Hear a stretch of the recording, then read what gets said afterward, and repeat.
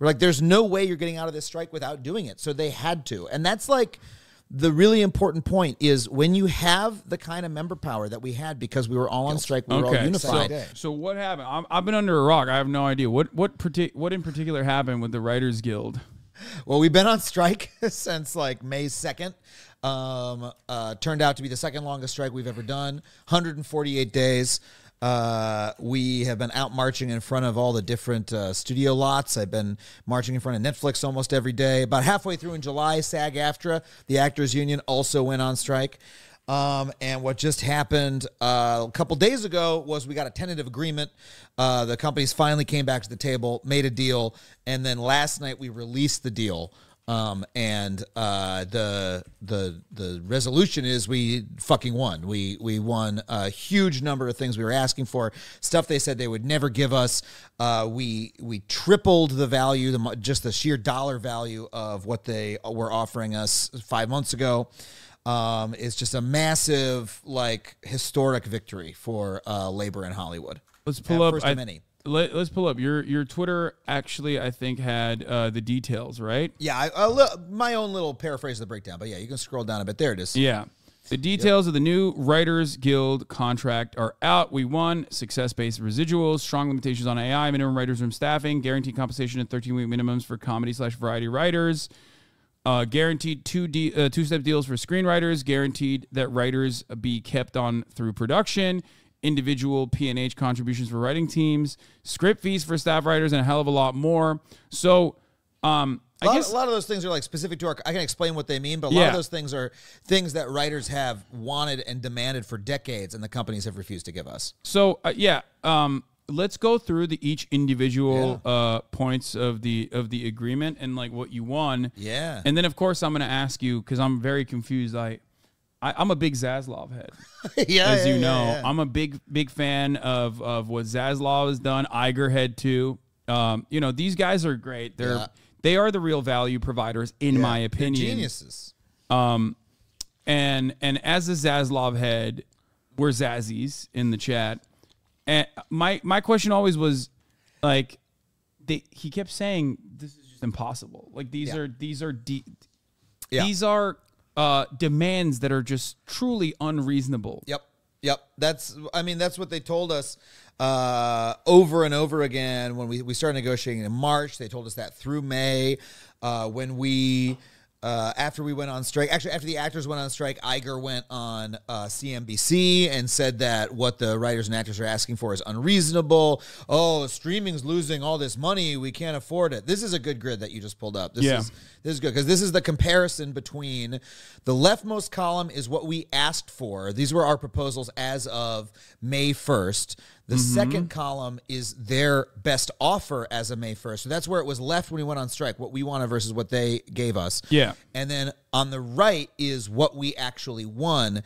And as we scroll down this, you can see there's so many things where theirs says, rejected our proposal, refused to make a counter. And then on the right, they gave it to us. It seems to me like, I don't know. It seems to me like they were lying maybe. Yeah, like they were lying, or that another way to put it is that we forced them to do it. Like even if they believed they couldn't do it, well, they had no other way to end the strike and make money until they conceded to our demands, and they eventually did it. I'm trying to figure out where to place this camera. There's really no good spot. being shown. Okay, so WGA proposals as of 5/1/2023 before was 5% to 6% of all minimums, including residual bases. Yeah. And they said 4 to 3. And those are over the 3 years of the contract. So it's like 4% in year 1, 3% in year 2, 2% in year 3. So you did get 5 to 4%. Yeah, I mean, we met in the middle, and this is not a big number for us because of the way that writing is structured. Increasing the minimums is not the most important thing to make writers earn more. That's not true of other unions. Like when you look at UAW, they're asking for like 40%. That is not what writers need. Actors need more. They're asking for something like 11% in the Screen Actors Guild. But this is a more standard inflation wage increase for us. But it's not like the headline. Well, I'll give you one headline before we continue on with this. it seems that the best deal that the WGA had ever gotten dollars-wise was $230 million total over 3 years. This year, this deal in and of itself is $233 million per year for $600 million total. Yep, we tripled what we won last time. That's about like a 1.5 Zaslav yearly salary. It's pretty good. Spread across 10 to 12,000 writers. Yeah, I mean, to be fair, that's the only metric as a Zazzy. That's the only metric I work off of is like how many Zaslav's salaries is this. I do want to add, by the way, that's not split just between writers because a lot of that is also going into our pension and health plan. So a lot of this directly paying for our retirement and health care. It's not like you divide that money by 12,000. That's how much money we each get. Yeah.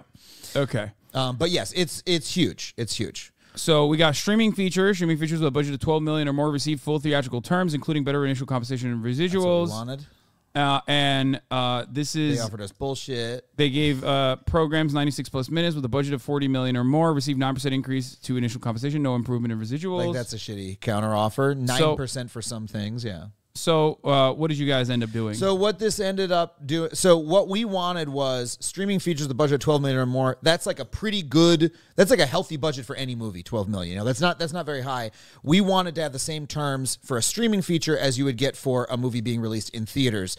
We ended up splitting the difference a bit on this. Movies with a budget of over $30 million or more, we get a 20% bump to initial compensation. That's a 20%, that's a big increase. 26% increase in the residual base. That's even more important because residuals are how we make a lot of our money. Yeah. So this is just number go up on. What is the HBS side of video on demand? What is that? HBS VOD means high budget subscription video on demand. That means Netflix, Disney Plus, etc. Okay. SVOD always means those services. AVOD, you'll see in here sometimes that means stuff like Pluto, Tubi, or actually Freevee doesn't count because what about Quibi?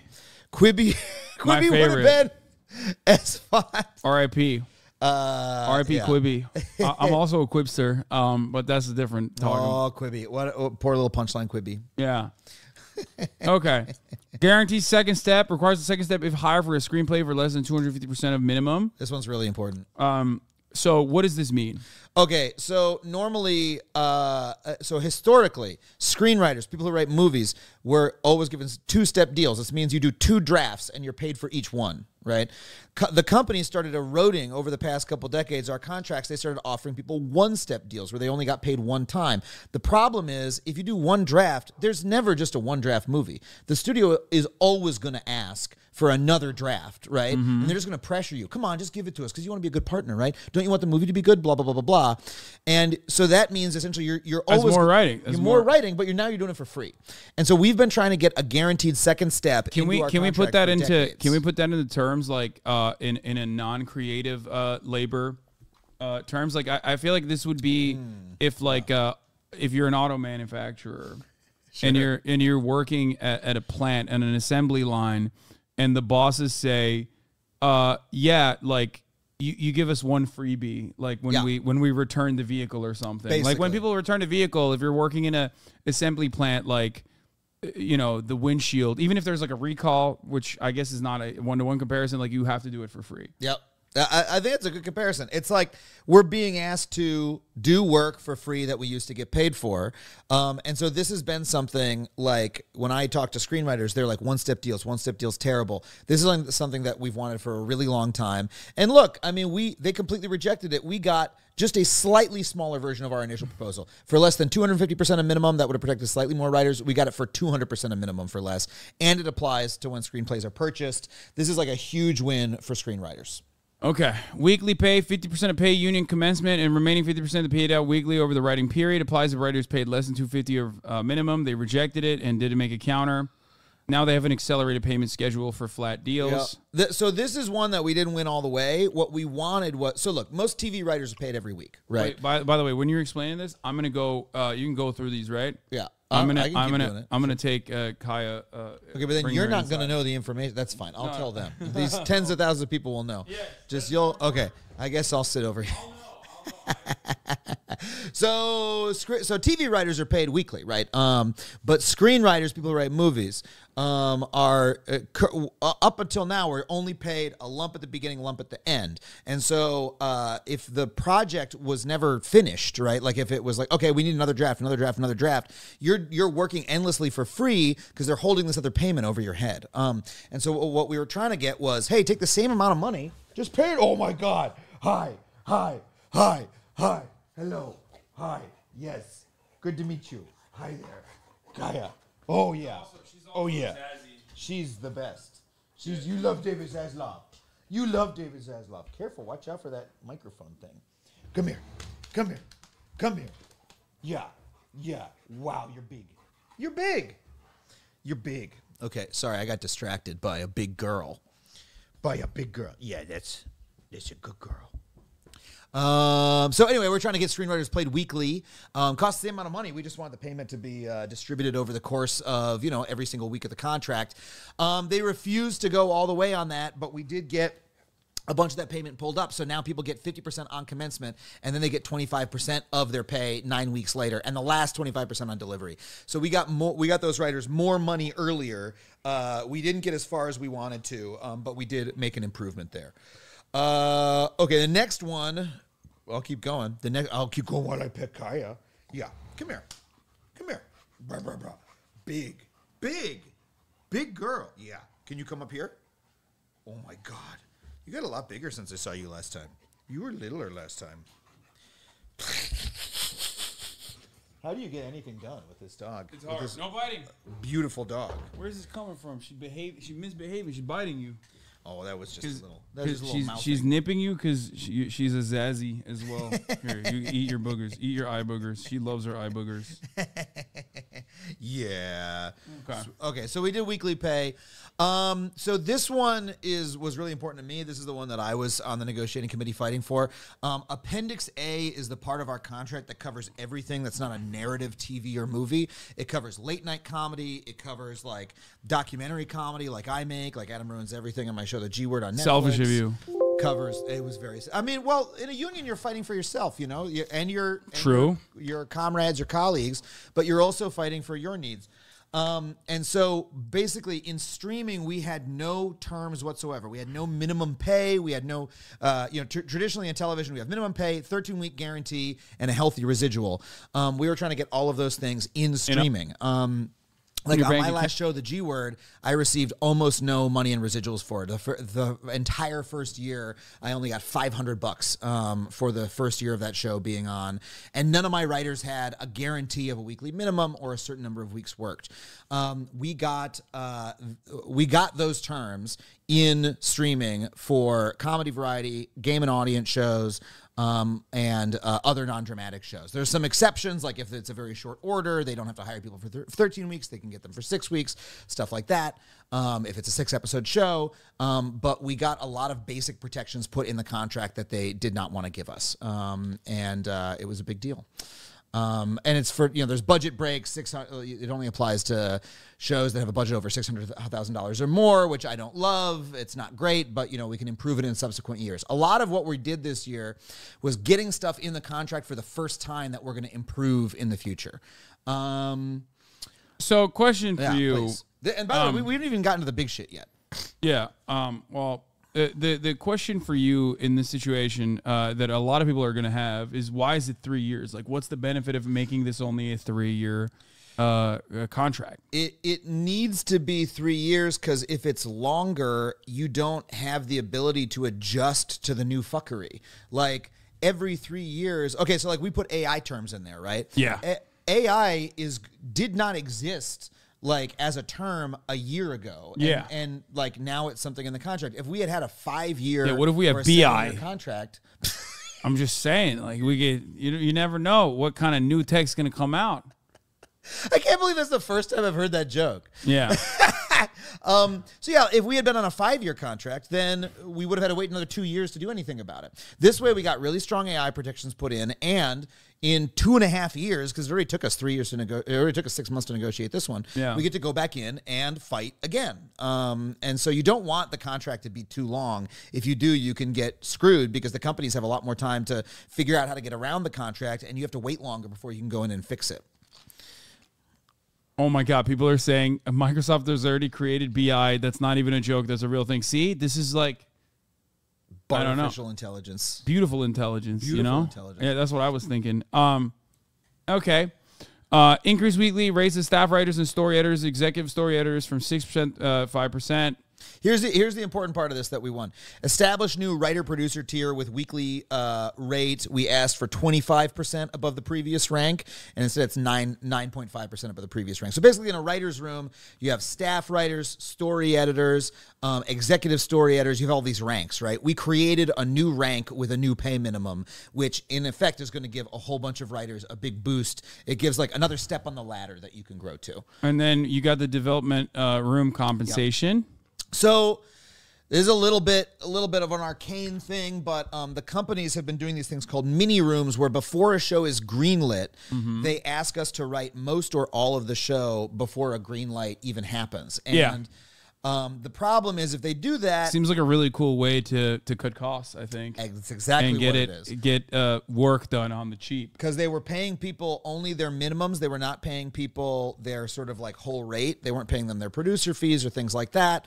And also, they were asking people to do like the most important part of the job, right, which is coming up with the original idea, outlining it, writing those first few scripts. That's like the most important, difficult part of TV writing. They were asking people to do that at a cut rate. So we got them to pay that as a premium. And then also, I'm not sure if it's in this term or the next one. It might be the next one. When a show is greenlit, they also now have to have a regular writer's room. So they can't have the whole writer's room be the mini room where they pay everybody less. Once the show is picked up, they say, okay, we want you to write a couple episodes in the mini room. Once they pick it up, they then have to hire a full writer's room. And a lot of these, I know that doesn't like sound like a big deal, but there were a bunch of new business practices they were using to erode our pay, and we are plugging many of them simultaneously. And this is like one important part of it. For the record, this is why this is why we always talk about class consciousness. Because when you are a part of the working class, it does not matter whether you are in a creative industry or if you are an auto worker, a manufacturer of some sort in what remains of the American manufacturing industries. Because ultimately, any kind of technological improvement or any kind of new distribution mechanism will be used against the working class, will be used against the workers that are the ones who are generating the value. Okay? It could be AI.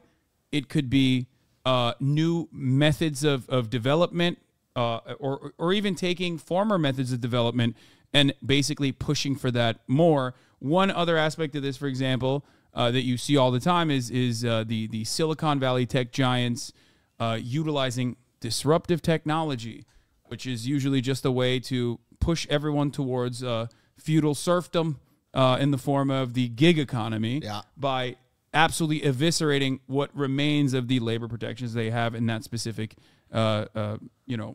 service sector job. Yeah, and look, writers we're part of the working class in this industry. You know, we are the ones who are creating the initial value for the companies, but we don't participate in the profits except for what we have been able to extract through 100 years of bargaining this contract. This contract is close to that old. It's decades and decades old. And the only reason that anyone even thinks of television writing as being a good upper middle class job or middle class job is because of this contract.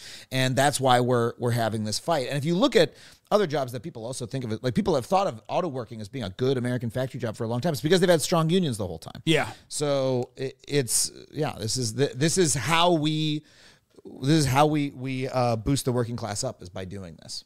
Staff writers receive script fees on top of their weeklies. This is a really big deal, and this is actually the one thing that they agreed to before the strike. Yeah. This is something that we have been trying to get for staff writers. For staff writers are the lowest level on our totem pole. They get they are the introductory role in a writer's room, and they have never received script fees when they write a script, which every other writer gets. And we always felt they deserved it, but again, this is like a job that we only expect people to have a year or two before they get promoted up to the next job. So we thought they had no leverage. It'd be very hard to win.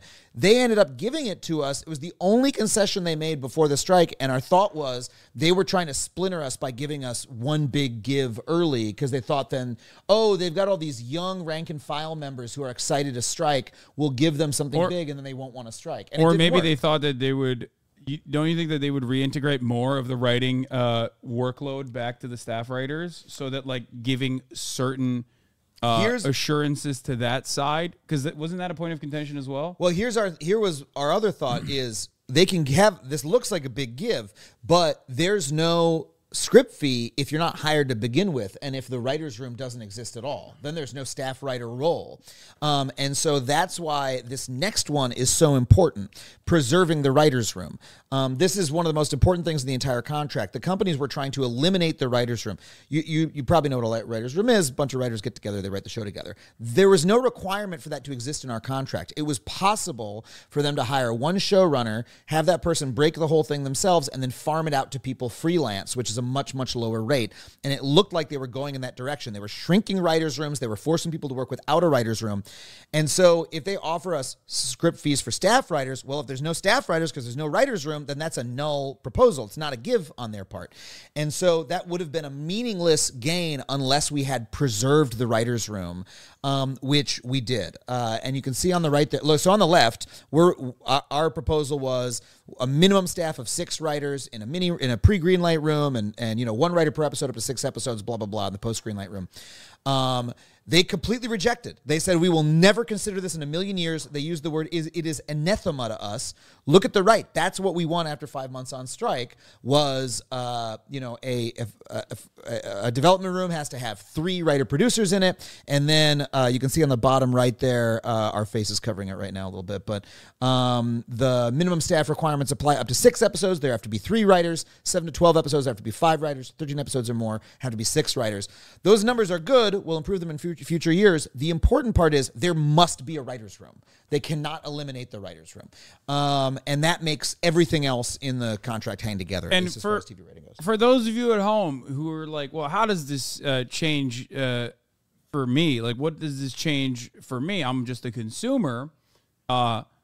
I feel like this will yield better product in general. Oh, yeah. Now, obviously, there's still writers' rooms are still susceptible to the Netflix algorithm and whatever that determines is the best possible content.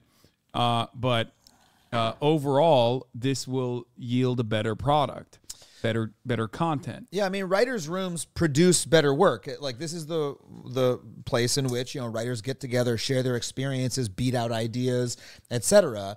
If instead you just have one person who has to feverishly outline the whole season themselves and then say, "Hey, you Sam write." Levinson. What'd you say? Sam? No. Yes, yeah. I'm just coughing. Yeah, no, that's a great example. I needed a cough drop. It was a weird cough I have. If they so they force one writer to outline the whole thing themselves and then farm, okay, you write episode 2 for a couple $1,000. You write episode 3 for a couple $1,000. Like on the weekend, in between your shifts at Starbucks. That's The Weekend. That would be The Weekend. Oh, he was on that show. What was it? It was a one season show? The Yeah, Idol, I don't know what think? it was called. I forget what it was called. Yeah. Anyway. So, A show with no writer's room. So this is like real, yeah, and by the way, a lot of shows that people say have no writers' room really do. The Last of Us actually did have a writers' room, et cetera, et cetera. The guy who does Yellowstone has a lot of people helping him out.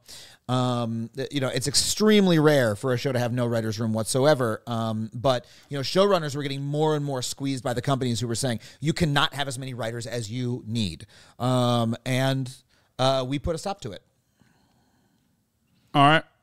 Pre-greenlit writer's room, minimum staff guaranteed, 10 consecutive weeks of work. Yep. So this is, let's see, a bunch of stuff here. What exactly is under this one? So one of the most important things is that writers have to be kept on through production. So an important thing about writing, and this is what a lot of people misunderstand, writing is not just outputting the script. Writing also happens in every phase of production. When you go, writers traditionally have gone to set, and then you watch what happens on set and you say, oh, holy shit, that line doesn't work because the prop doesn't match, or like the way the actor read it, it sounds different. Or the actor just says, I don't like the line. Write me a new line right now. I don't like how it sounds coming out of my mouth. And so a writer needs to be there. But the companies had been eliminating writers from production and not allowing them to come, not paying them to go to set, which was making the shows worse, but also reducing our wages because now we have less weeks of work for every job. And so we are now requiring for the first time that writers have to be brought to set. So one thing I want to make clear here, or at least this is something that I've heard from a lot of other people that I want to run by you. Back in the day, the Hollywood bosses, as far as I understand it, and I think Chapo talked about this too, Will Menaker, shouts out, like the Hollywood bosses were like awful anti-labor union guys, but they still had like love for the game, like for cinema, you know? Yeah. There was something about Tinseltown and you know, the silver screen. Yeah. And they did care about like at least the productive output a little bit, even though they were, of course, desperately working to depress wages. Absolutely. Some of the first historic antitrust, violations occurred in Hollywood. That's also important. However, nowadays it does seem like a lot of the people that are put in positions of power are not necessarily interested. If anything, they have disdain for the productive output, like the creative process. And I feel like this level of cost cutting actually can only occur when you are so far removed from the assembly line of making movies and television that you think, oh yeah, we don't need writers to fucking go on set. Yep. That's exactly what happened. Because it's not, there's more, from what I understand, sorry to cut you off again. No, please. From what I understand, there's also a secondary reason for why writers have to be on the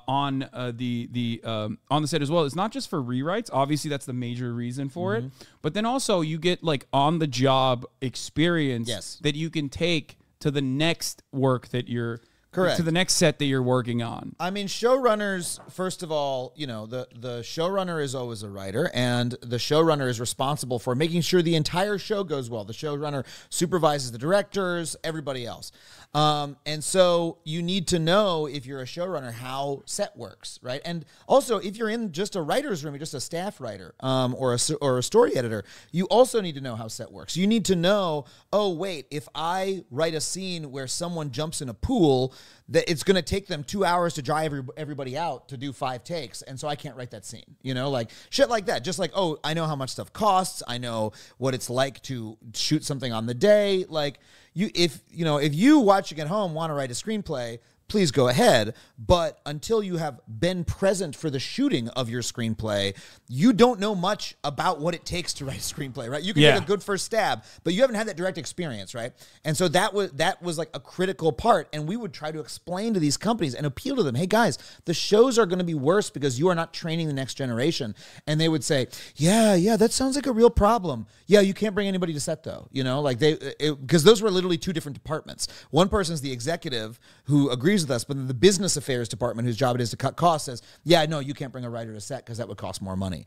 And what you said about the people not knowing, what you said about the people in charge not knowing how writing happens, that's absolutely true. I mean, we talked with the CEOs and they were literally ignorant about how the writing process works. Yeah. Because they're just like, number pushers. They don't know shit about how the product is actually made. Because how could they? They're just people with 8 hours in the day. They're not geniuses. They're just fucking business freaks. Well, are they using all 8 hours really at all? At all? I mean, when's the last time they go to they a lot were of parties? Yeah, when's the last time that a CEO was actually? I mean, I'm a Zazzy. He uses 27 hours of the day. You think so? Yeah, he has a really unique technique where he sleeps in 20-minute increments. So his day starts at 5 a.m. and then from 5 a.m. to 11, that's day one. Is that why he always wears a vest? It's like a blanket. Yeah, he's a Zazzy. I'm a Zazzy. He's writing all the scripts himself. King. He's great. He's a king. NBA weekly minimums during production. This is one we Or didn't during win. post-production? This is one we didn't win. So just like writers need to be there on set, also writers also need to be there in post because, like, you know, an episode's running 5 minutes long. You got to figure out what 5 minutes to cut and how you're going to make it work with the story. Only the writer knows the answer to that question. But they were having writers do that work in post without paying them their writing fee. They would pay them maybe a small production fee. It wouldn't contribute towards their pension and health. It was a big problem.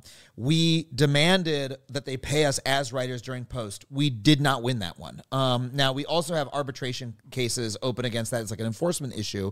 But, you know, you don't win anything. But for this kind of television writing, we won, you know, 4 out of 5 things we had to have. Hell yeah. Span, increase span cap 400,000 to 450. Basic cable remain at 375. Extend span protection to writers on limited series. This one's a little bit arcane. It just refers to like how many weeks of work people are guaranteed. We increased the limit so it covers more people, and that one was like not that hard of a ask. And options and exclusivity increase earnings caps from 325 to 350, and was agreed already. Similar. Okay, so we got foreign streaming residuals. Yep. So we don't need to get into the numbers. We wanted them to improve the residuals they pay based on the number of foreign subscribers that they Holy have. fuck. They less than 1 million was 8%. 1.5 million, 16%. 5 to 20 million, 35%. Yeah. And so we got a good boost here, right? Their last offer for 20 to 45 million was just 40%. We got less than 20 million's 47. So we went from, look at just 20 to 45, went from 40 to 60. That's great. Now, that is what we call the fixed residual. That's the residual they pay just for the show being on the service, right? So, you know, I made actually, I'm not going to use my show because my show doesn't apply to this formula, unfortunately. But just like a random-ass Netflix show, just the fact that it's available at all to a certain number of subscribers, we get a residual for that. Yeah. What we have never had was a residual where we get paid more the more people watch it. And that is one of the biggest things that we won because on the left side, you can see there, we wanted to establish a viewership-based residual in addition to the existing fixed residual. They rejected our proposal, and then finally, after 5 months on strike, they offered us a viewership-based streaming bonus. And they did this because not just we were on strike for it, but SAG-AFTRA went on strike for the same reason. And they told us this was something they never would have given us if we hadn't gone on strike for 5 months.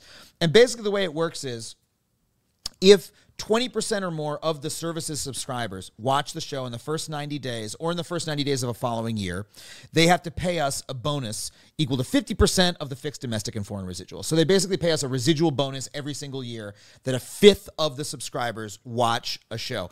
Now that seems like a really high number, but the important thing to remember here is we're going to improve these numbers every single year, every single negotiation. 3 years from now, 6 years from now, 9 years from now. Yeah. The important thing was we cracked the safe open. You know, we wedged a crowbar in and we got them to agree to a structure that we are going to be able to improve every year in the future. The important thing was to get the structure in place so we can improve the numbers later. And even these numbers are not that bad. So for instance, if you write, let's talk about Stranger Things. Absolutely everybody watches a new episode of Stranger Things when it comes out. I'm right? the only one who doesn't, apparently. I also don't watch it, but definitely more than 20% of Netflix subscribers are watching an episode of Stranger Things. Yeah. And that's an hour-long show, right? So every writer of one of those episodes will receive an extra $16,000 because that show is so successful. Same thing for a big-ass streaming movie. Let's say that romantic comedy with Ali Wong and Randall Park that came out a couple years ago. I feel like that was a pretty big hit for Netflix. The writers of that feature, if it did well and it got the buzz and everybody watched it, or Bird Box, that's another really good example. Mm-hmm. That writer would get $40,000 because they would, and this is really important because what we're fighting for is not just to be paid well, but to participate in the profits.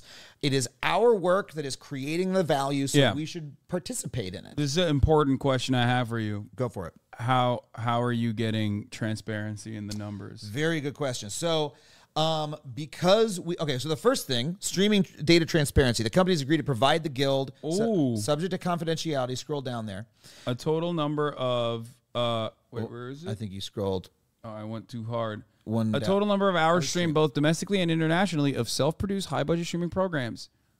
Yep. So they're going to give us the data. What the fuck? And we can use that to evaluate whether or not they're being on the up and up. And by the way, this is what we have to do with all residuals, because they always try to cheat, and say, oh, we didn't really air it that many times back in the days when it was just TV and movies. And so we have to evaluate. And then we enforce, we go to arbitration, we take them to court, whatever it is.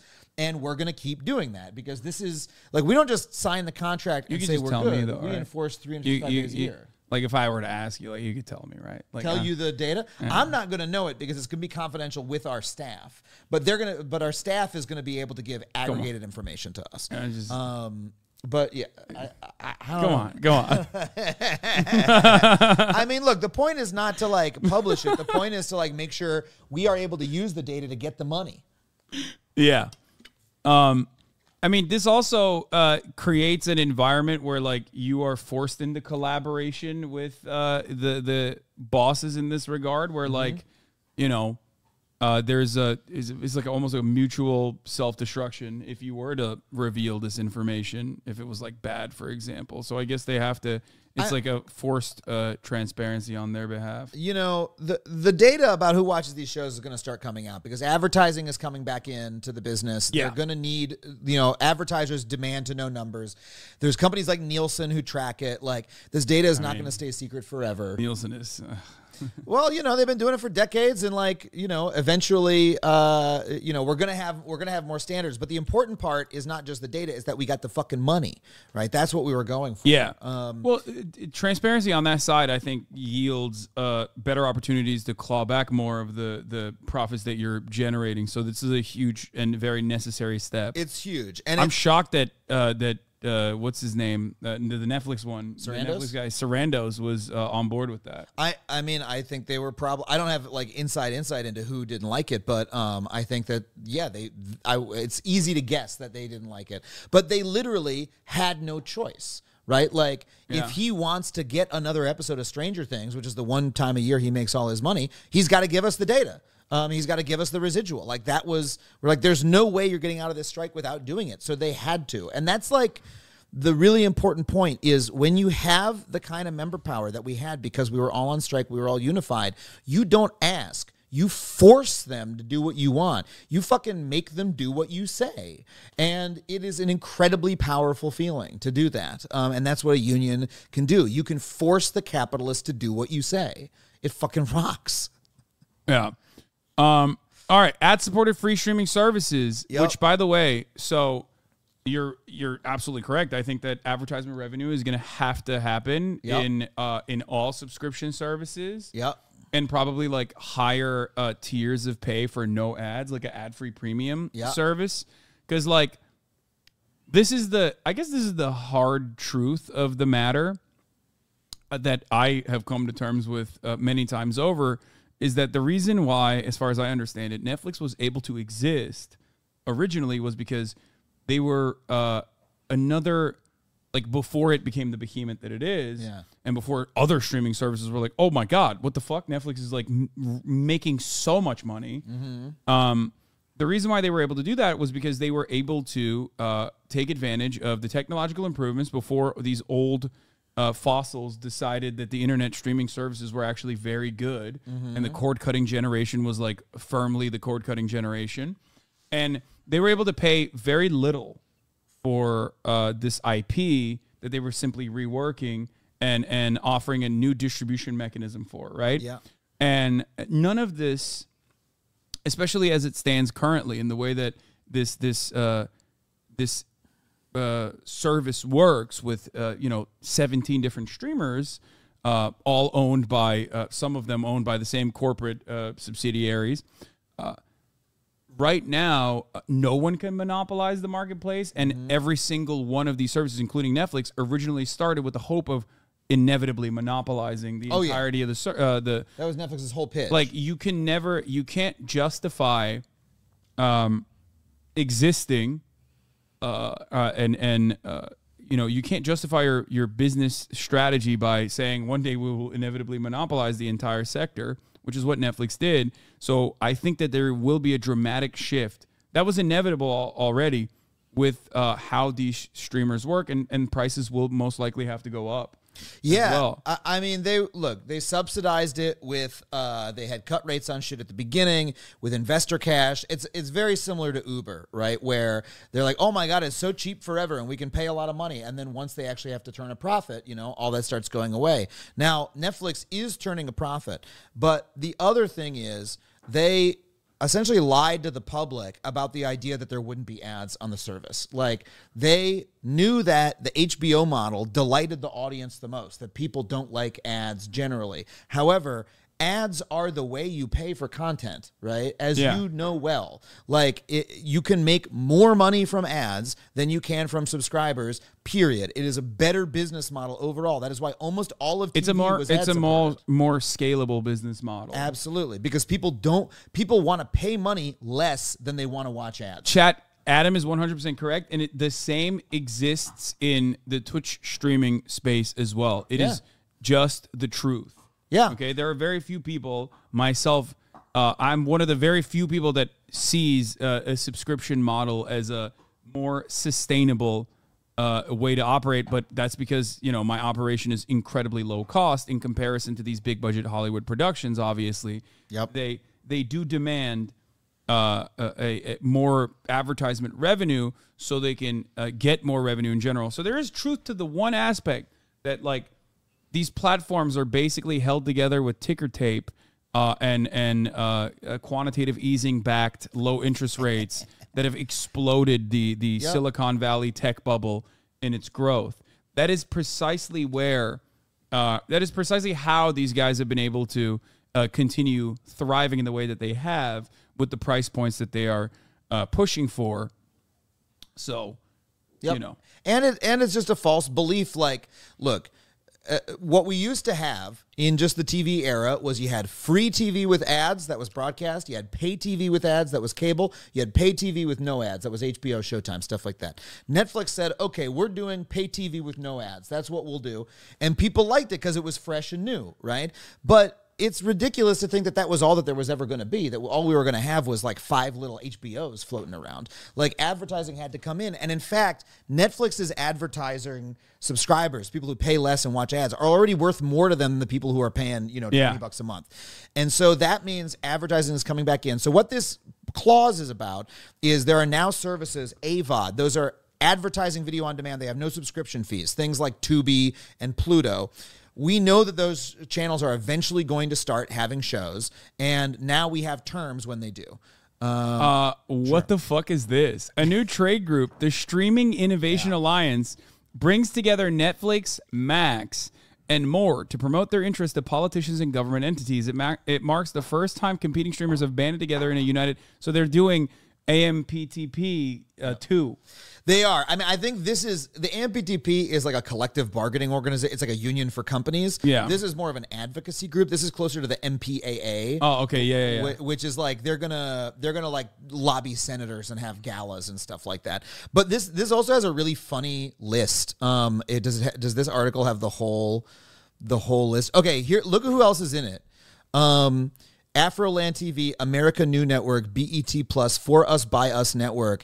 To me, it looks like this is a couple of massive companies, and then they stack the deck with a couple of minority-owned channels in order to like Telemundo. Yep. In order to like do some sort of racial equity astroturfing on their corporate agenda. That's what it looks like to me when I see that. Like, to have all of those, it's bizarre. Well, obviously it's going to be Netflix and Paramount and them running the show. I love the language on this.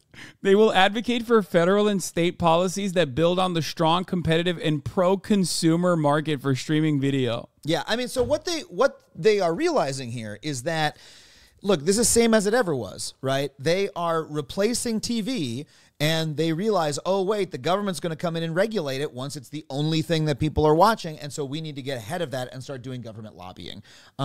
There's nothing surprising to me about this. But it's funny because half of these companies are owned by, like, one major, like, it's Correct. Comcast. Yeah. You know what I mean? Yes. They're like, Oh yeah, Yes. Afroland, American New Network, BET Plus, Discovery Plus. It's like half of those companies are all owned by the same company. Yeah, Max and Discovery Plus are both in there. Those are Yeah. the same company. They're padding the deck by being by being like, oh, look at all these different companies that are getting together, and it's like they're all owned by the same company. Oh, look who's in there. We got Fred Upton and I thought that was gonna be the other Clyburn for a second. Jimmy Clyburn, James Clyburn. No, what the fuck does James Clyburn know about streaming services? I mean, don't know. but what does Fred Upton, a Republican who's a 36 veteran of the U.S. House of Representatives, knows about streaming? These motherfuckers don't even know that people are cutting the cord. You know what I mean? Like, This is why, I talked about this on a podcast and went, kind of semi-viral on TikTok. About it. Cord cutting was a lie. mine Like, and it's the same Clyburn old was the shit. FCC chair under Obama. Oh, brother. There we go. Oh, the revolving door never ends. Never acting stops chair. revolving, dude. That's It really awesome. Yep. I mean, Obama's FCC was all like that. I mean, who was the guy who was running it for a while? The guy who said, "I am not a dingo." Do you remember him? No. He was the guy who John Oliver went after, and he eventually put in net neutrality. That guy was okay, but the FCC is like one of the worst revolving door agencies in Washington, and it fucking sucks because it's the one that affects my life the most. All right. You want to go through the rest of these? Let's go through some of the most important in your opinion. Okay, so- artificial intelligence, for example, or pension and health is really I important. want to talk about teams really quick. So this was a really big win for us because sometimes writers work on writing teams. They like two writers. It's like a two-headed writer, right? And people do that because it makes each person cheaper. And some people like writing in pairs, but they only would get pension and health contributions on half of the paycheck. Wait, So I'm it was sorry to harder for stop them you here. Yeah, go for it. Oh my God, Mignon Clyburn is Jim's daughter. Yeah, I mean, I fucking No guessed that. fucking. Oh, come on. I guessed that. dude. It's obvious. Oh course. my God. Of course. And she was an FCC commissioner the whole time. it's like it's a joke. Yeah. Okay. This is fucking. And she's his daughter, and she's 61. He's old. Oh yeah. No, he's the worst. Okay. Or. Yeah. Oh my God. Yep. Of course. Yep. Nepo babies everywhere. It's not for just in real. Hollywood, chat. Yep. Bummer. Yeah, that's. I mean, she's getting a paycheck, man. She gets to do a gala. She's having a good time. So we got a stipulation that every member of a writing team gets a pension and health contributions as if they were writing as an individual. That doubles the ability for some of our most vulnerable members to win healthcare coverage. That's the important part. It was a huge win that, again, was something that we've had members come to us at every meeting saying, please get this, please get this. And we say, it's so hard to get. We're going to try. And we won it for them just like we won script fees for staff writers. It's such a big fucking deal.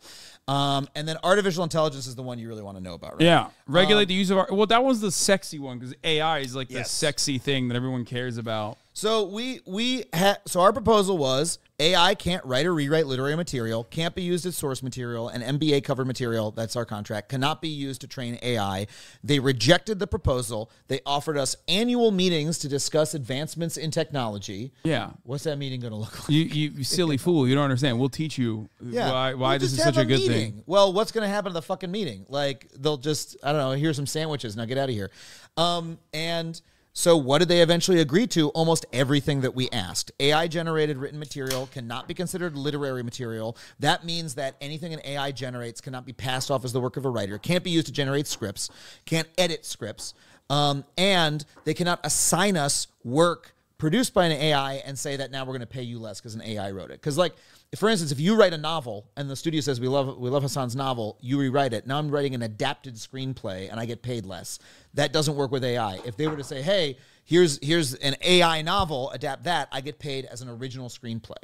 And this I think is also very important. It's the most prescient part, I think, because like artificial intelligence, just like any other technological improvement, is always going to work under a capitalist organization of the economy to displace the existing workforce. Yeah. AI, just like any other technological improvement, could work to lift the burden that workers currently have. Not like AI as it currently stands, obviously, maybe not so much, but it can be beneficial as long as it's not being controlled by the capital owners, but instead by the workers themselves. An example I would use is like tools. You know what I mean? Like tools on the assembly line advancing should be an opportunity for workers to work less hours for the same pay, or even more pay, as a matter of fact, because your productive output is going up. Yeah. Whereas tools, as it stands currently, is a way to displace the existing workers and then make the remaining workforce work double the hours. And the important part of that is that it's not about the technology itself. It's that whenever there's a new technology, the capitalists use the technology to try to do this. So like AI, and by the way, a lot of times it makes the product worse. AI cannot actually do the work of a writer, and it'll never be able to, because a writer has to be someone who goes to set, has to be somebody who goes to post. That's where writing is done, and AI will never, until they literally have data from Star Trek, it cannot like replace a person. But what they could have done was used AI to pay us less for doing the same work. They could have said, okay, the AI wrote the script, now we just need you to punch it up and go to set and go to post and talk to the actor and blah, blah, blah. You're just a producer, though. You're not a writer. We're like, we're doing the same fucking work, but you used this bullshit technology as a loophole. More work. Because adaptive works off of like a prior literary work is still going to be much easier to adapt than fucking some goddamn robot. I mean, we see the way ChatGPT writes. It's like pretty funny to think about that, because like ChatGPT has like a very specific way of speaking. Yeah. And like now with all the weirdos that love utilizing it all over fucking Twitter and all over, you can like kind of tell when it's ChatGPT speaking. And by the way, the audience is going to hate AI screenplays if they exist. So again, we're keeping the actual work better for everybody. Yeah. And then a company has to disclose to us if any material given to us has been generated by AI.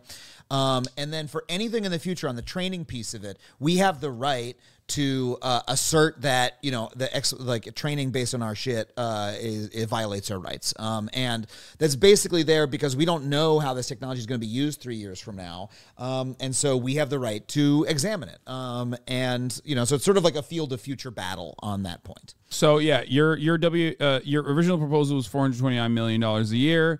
Their counter was 86, and you arrived at $233 million a year. Yep. In this proposal, a historic contract, historic W for the WGA, putting the W in the WGA.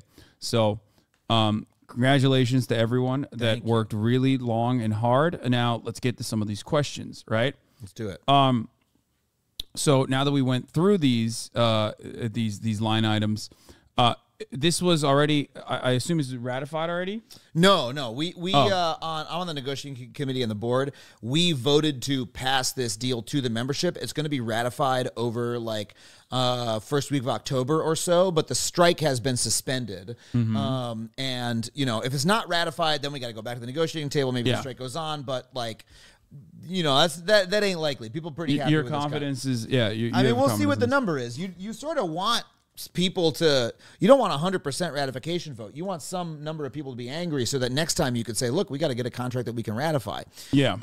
But it's going to be ratified over the next couple of weeks. So there's that front. There's that aspect. The other side of this is that, as far as I understand, the WGA has also stated that while this is tentative, it's on hold. The strike is on hold. That they will continue if the SAG-AFTRA strikes continue. Is that something along those lines? Is like what I've seen being communicated. So our strike is suspended. We are no longer on strike. SAG-AFTRA is still on strike. Mm-hmm. Every Writers Guild member has the right to not cross a picket line. We can be, if you have a job that requires you to cross the picket line, you can be fired if you refuse to cross the picket line. But it's every writer's individual right to not cross. Similar to how IATSE, to how IATSE was capable of refusing to work on the job site out of solidarity. Exactly right. So a lot of IATSE members took a sacrifice upon themselves to not cross the picket line, right, and support us.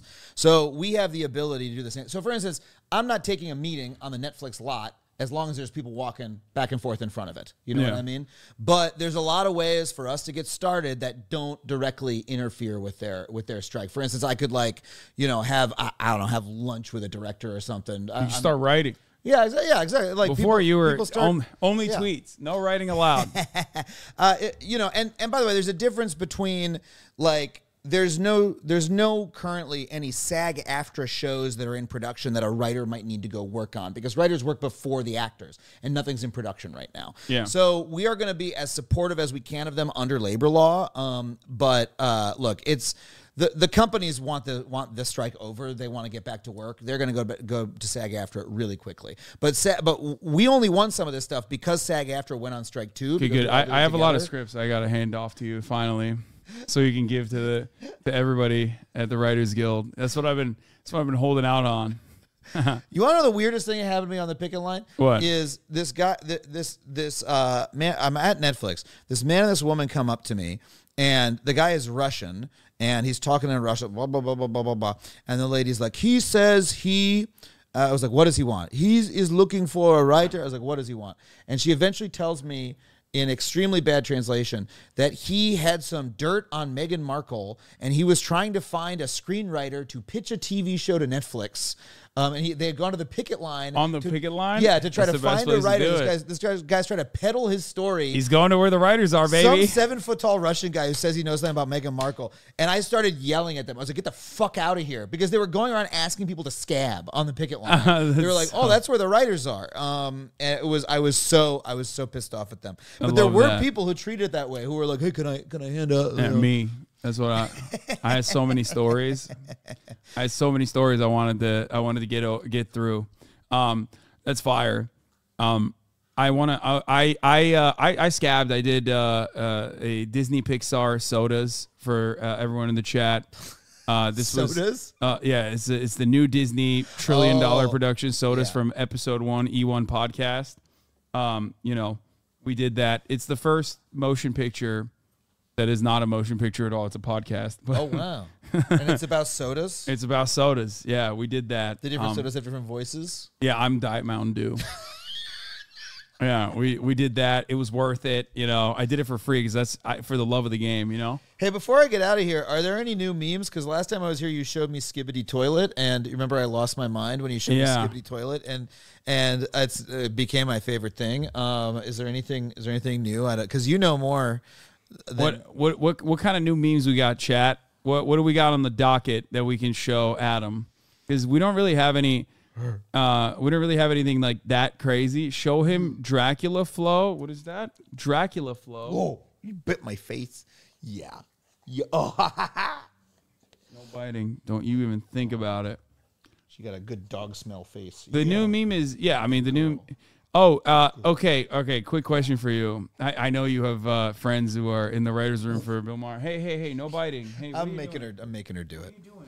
I'm crazy right now. Oh, the Maher thing. Yeah. So we are firm believers that Bill Maher threatening to come back without a writers' room was the major reason why everybody conceded. Like there was like, no, we can't have this out. We can't allow this to exist in the space. I actually have a little bit of dirt on that, because my belief, what a lot of people believe, is, remember, he said he was coming back, and then he said he wasn't. And some people were like, oh, it's because Drew Barrymore got so much heat, he didn't want the heat. There's a better theory than that, which is there's a photo of him and David Zaslav at a Laker game. They're tight. And so probably what actually happened was David Zaslav called Bill Maher and said, don't take the heat. Don't get people mad at you. I'm about to end the strike. Because right after that was the first time we started meeting with them directly. And they did, in fact, end the strike within like a week and a half of Maher deciding. Okay, So that was like the canary in the coal mine. I like my theory better, where he told David Zaslav he was going to come back, and David was like, we will never recover financially from this. you just do the panel part? God. You will dramatically change the way content is consumed at the global level. Like, people will literally start attacking, like engaging in fisticuffs with everyone who has ever even engaged in the act of making a movie or TV show. Yo, Bill, man, he shocked the system. He cracked. It was so funny when Drew Barrymore was like, I just want to apologize to everybody, and I'm sorry the people I hurt. And Bill Maher's just like, shit on my face. I don't give a shit. I'm an asshole. Fuck you. Yeah. Fuck you. Yeah. He's like the closest you can get to like a tenured professor. Yeah. In Hollywood. You know what I mean? Like, that show's never going away. I don't know why. Yeah. Yeah. Like, there's no way that the numbers justify it. I don't know. I don't know, man. That show is really popular. I did it. It was a couple years ago now. Less people watching cable than they used to. But I did that show one time. I had a nice time on the show. I got more people reach out and say, I saw you on Bill Maher, great job, than any other show I've ever done. More than when I did Colbert or anything else. It was fucking nuts. I think it's older people. Yeah, older libs love him. Older libs do love him, but a lot of I was working on the show at the time, and a bunch of people on set, like our second AD, 32-year-old. That's who I meant by older. Was like, oh, I love that show. Is what I meant by older. Okay. I'm 32 as well, but my audience is significantly younger, I would say. But yeah. You take offense to that all you want, okay? It doesn't matter. Take offense at the top of the hour ad break, like we talked about earlier. Hey, before you do that, can I plug something real quick? Yeah, I mean, you can plug it even during. It doesn't matter. Most but then less people will see it. Oh, look, most people don't see the ad break. No, because they're subscribed. Oh, yeah, okay. For $5 or for free. Oh, okay. With a Twitch Prime. Okay, well, all I wanted to plug is I'll wait though. Okay, all I want to plug is that I'm a stand-up comic. If you live in St. Louis, Missouri, or you live in Providence, Rhode Island, I'm on the road in October. Come see me. Tickets at adamconover.net. Providence, Rhode Island, St. Louis, Missouri, and I'm gonna have more dates up there soon. But those are the two that are there right now. And check out my YouTube channel, Factually Podcast, Adam Conover on YouTube. Hell yeah, do lots of cool shit. So now that the writer's strike is over, are you're gonna work on some new stuff? I mean, the crazy thing is, most of my living right now is as stand-up comedy, Providence, Rhode Island, and St. Louis, Missouri, and like doing stuff on YouTube, doing the podcast, and that never stopped because that was not struck work. So I still like have more YouTube videos that I owe on a contract that I got a sponsor for. But yeah, I want to get a TV project off the ground. It's just like I have enough non-TV work right now, and now it pays better.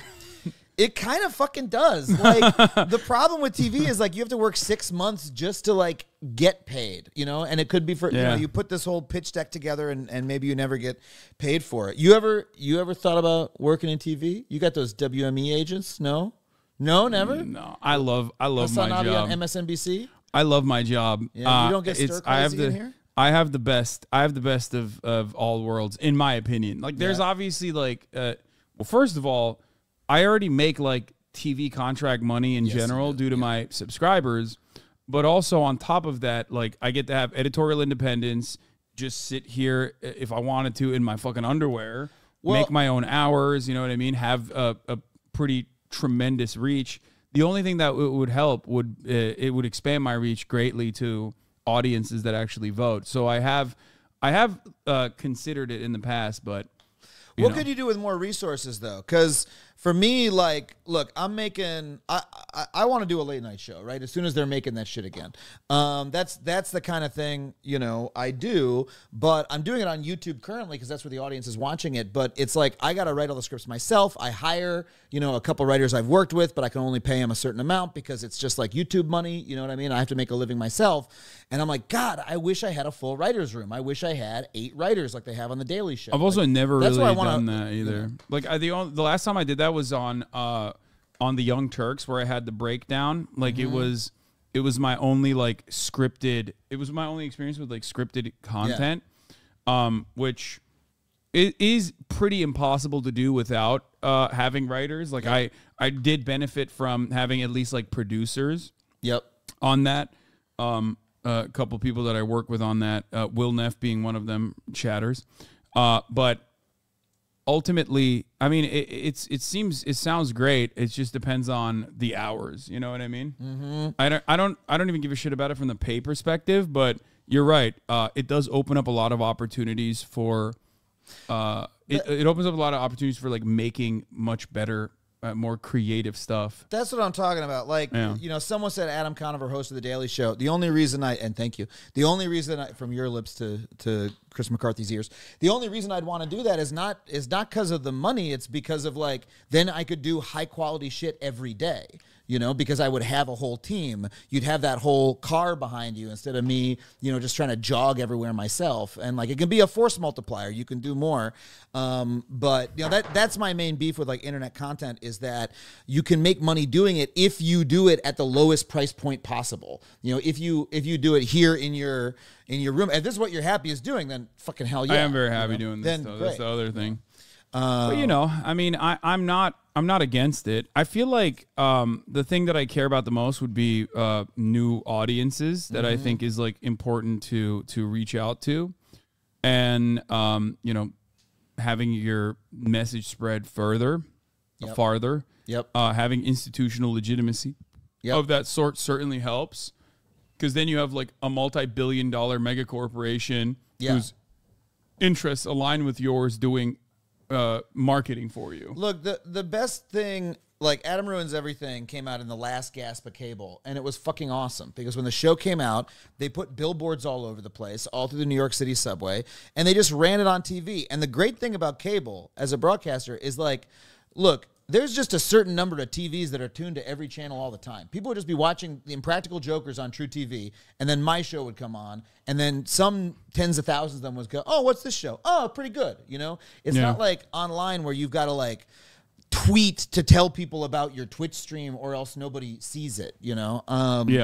And so, yeah, just having exposure to audiences is a valuable thing. But then on the other hand, you have to like appeal to the executives and convince them to do it. And it's that level of autonomy that I have here in this setup is just undefeated. I don't know. I worked at the Young Turks, you know, and that was like pretty free in comparison to like most other you know, workplaces, and even those limitations there were very frustrating for me. So that's why I just have like this I don't know, I just have this like fear that I would be shackled in some way. I mean, we're all shackled in some way all the time, right? Like you are currently shackled to the needs of the Twitch environment, right? Of like what you have to do on Twitch to be successful. You have to do the ad break. You have to do certain types of like. Is there anything that you feel you sort of have to do on Twitch because the audience demands it, and you might not do it if you had your druthers? I think I would probably, I don't know. I guess I would probably do less hours and like more high quality work, that requires more, like more lift, I guess. Yep. That is definitely what I would probably do more of, cause like I'll be walking around, I'll be walking my dog or whatever, and I'll think like, you know, there's a lot of things that, I think I could be thinking about if I had more free time. It's something that I certainly think about all the time, because I'm streaming 6 to 8, sometimes 10 hours a day. Yeah. Every single day, 7 days a week. And that does take away from the quality of the content for sure. Yeah, I mean, you're doing quantity, not quality, right? I mean, quality. I do quality, and it drives me fucking nuts. And sometimes I'm like, I just want to, you know, do what you do and turn it on every day. My point is just that, like, we all make some kind of trade-off with our choices. Yeah. For some people, it's not worth doing the TV choice. But, you know, I look at some of my favorite, you know, internet creators, and I'm like, somebody just give this fucking person a TV show. I want to see what they do with $1 million budget. You know, I want to see what like Natalie Wynn from ContraPoints does with $1 million budget. You know, yeah, you want to see Hasan, what Hasan does, HasanAbi does with $1 million budget? I actually would, man. Like, what would you? I'd probably travel around a lot more. That's what I thought. Travel show. Like, for example, I'll give you this example. I actually used the video that we shot together where we went to the picket line. To send it to the UAW. I have some friends over there, and I was like, I want to do this for UAW, right? I feel like, and they were immediately receptive, because like I've been in, you know, they, unlike many of my haters, they know the amount of work I put in for labor unions around the country. So they were like, oh, that's so sick. Like, we would love to do that. Now, the amount of work that I'd have to put in, and like not the opportunity cost necessarily, because I don't think about things in that from that perspective, but like I would have to fly out. It's not the budget part that's a problem, because like I said, very very low overhead, so I have money to do those things.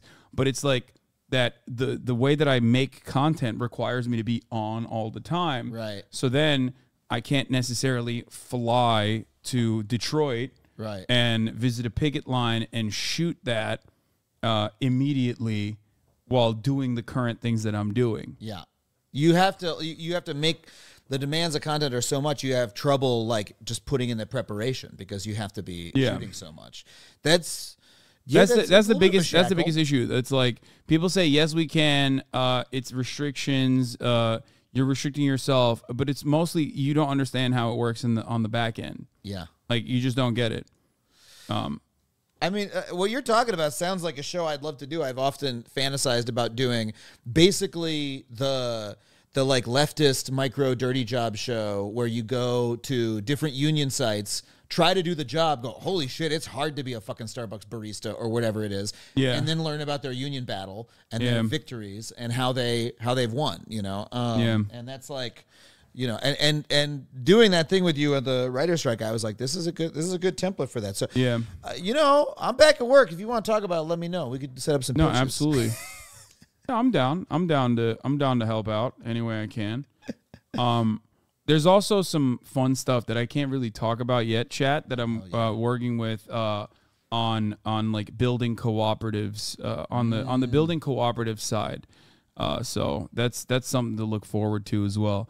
But yeah, with the with the election cycle coming around, it's just like my hours will get way worse as well. But I do also have a contractual obligation. Aside from serving the top of the hour ad break, I have 180 hours that I do. Yeah. So like there's that element to it as well. Like literally a streaming contract. Yeah. 180 hours a what? A month? 180 hours a month of streaming. Wow. Which is a lot of fucking hours, you know. That's a lot of hours. Yeah. So, you know, there is that aspect to it as well. But you know, there's I'd be down to switch things up a little bit. I feel like working your brain in a different way is necessary to make better product and write better as well and think more creatively. That's what that's what I love about doing what I do. You know, like I'll be working on I'm working on a stand-up hour. It's almost done. I'm gonna tape it probably the beginning of next year. When I'm sick of working on that, like I make a YouTube video. I made my first YouTube video essay exactly a year ago. And it was immediately a hit, and I was like, oh, that was so refreshing to do. I got to talk about something I care about. I made some money doing it. I'll do more of those. And then I ping-pong between them, just always doing different kinds of work. It's the best. Yeah. All right, well, thank you so much for coming, no worries, Adam. Dude. Thanks for having me, man. Thank you for killing it always. Oh, thank you for your support. That video on the picket line was the best thing it was like the best piece of media I did about the entire... It's probably one of it is definitely one of my favorite videos that I've ever done across the board. It was really, really fucking good. Yeah, I was very happy with it. And by the way, I forget if I said this to you on stream before, but that was like day 2 of the strike, and you came and we shut down the Marvel shoot. Yeah, it was so sick. If you had asked if we could have done that like a week later, I would have had to tell you no, because that was literally impromptu. And then after that was successful, we put in a whole plan and system for doing those, and we started shutting them down with the press because we don't want to put our fellow workers who were trying to stop across the picket line in on camera. Right? Yeah. Like we're actually not trying to blow people's spots. It was kind of like a sensitive political situation with the unions. And so it was just because it was spur of the moment that we went and did that together. And so you got literally 2 weeks later, I had a reporter saying, do you know where the next location picket is? I want to go see one. And I have to say I can't tell you. Yeah, look at these guys. They're trying to bite my shit. I know. You got the scoop, man. Also, this is beautifully edited. Also, make sure you don't show your phone to the camera, obviously. But the other thing that I was going to say, I showed this video to the UAW guys. They obviously loved it. They wanted to do the same. First thing they said, though, they were like, you got to drive in a union car, though, brother. You can't be coming in with a Porsche. Yeah. Yeah. You got to drive what's a union car? Chevy? Ford. Ford. Yeah, GM, Stellantis cars. I mean, I'll be down. I'll fucking buy it. I don't know what the electric F-150s like what their processing facilities look like. But I'll fucking buy one, dude. The UAW, man. When a union goes on strike and it gets that entire New York Times top of the headline thing, like that's such big news. Solidarity to the UAW folks. They're fucking killing it right now. Biden on the picket line. That was a big moment. It was a huge moment. Really big. Yeah, I've been malding about the like losing my mind over the media trying to falsely equivocate like what Biden did with what Trump is doing, where he's going to a non-union shop. Yeah. In the midst of a fucking ongoing picket. Yeah. Look, this is I really want to give credit to Joe Biden because this is an old-fashioned way to win votes. He is showing up and giving support directly to those workers. Those workers are all going to have his back. 100%, yeah. He gave a statement in support of the Writers Guild, and I was like, fucking thank you, Joe Biden. You earned my goddamn vote. I have plenty of problems with you, but you showed up for my fight, right? And I can't forget that. And like, if that's how, but you know who didn't do that? Karen Bass, my mayor. And I remember that too, because I supported her last year and she didn't, I was on here talking with that's you. Why that's why we're, that bad, Yeah, that's why we're voting for, what's his face? The developer, Rick Caruso next time. If Rick Caruso had shown up, but Karen Bass hadn't, he didn't show up. But if he had, that would be meaningful, It's crazy. All right, dude, thanks so much for having me. Thanks for coming on. I'll see you later. Bye, Kaya. Bye, everybody. St. Louis and Providence, Rhode Island. Come see me. All right, that was Adam Conover from The G Word and Adam Ruins Everything and many other projects. Hopefully soon.